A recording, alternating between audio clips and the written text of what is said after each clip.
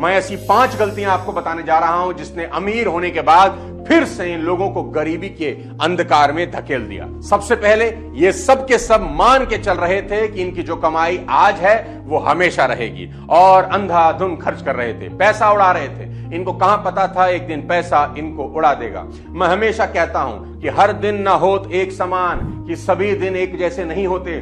पैसा जिन लोगों के हाथ की मैल होता है ना, एक दिन उनके हाथ सिर्फ मैल ही बचती है। इसलिए अपने पैसों को हमेशा तोल के ही खर्च करिए। दूसरी गलती जो इन सभी ने की, इन सब का रिस्क मैनेजमेंट बिल्कुल ही पुअर था और फ्यूचर के लिए सोचना तो शायद इनकी डिक्शनरी में ही नहीं था। आज में जियो कल किसने देखा है, इस फिलॉसफी ने अच्छे खासे लोगों की वाट लगा दी। हमको आज में जरूर जीना चाहिए, पर कल के बारे में सोचना उतना ही जरूरी है जितना कि आज में जीना।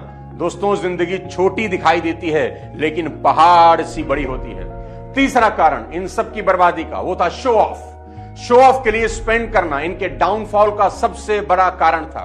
याद रहे, जो चीज आप खरीद सकते हो जरूरी नहीं उसे खरीद ही लेना चाहिए।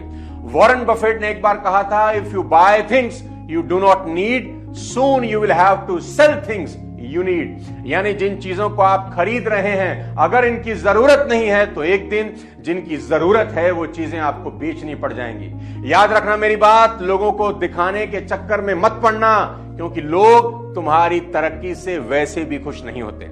इन सभी के डाउनफॉल का चौथा सबसे बड़ा कारण था पुअर इन्वेस्टमेंट डिसीजंस। इन लोगों ने बिना सोचे समझे यहां वहां जहां मन किया पैसा लगा दिया। ना कोई एक्सपर्ट एडवाइस ली और ना ही कोई फाइनेंशियल कैलकुलेशन की। अच्छे दौर में पैसा इतना आ रहा था कि इन लोगों ने सोचना ही बंद कर दिया और बड़ा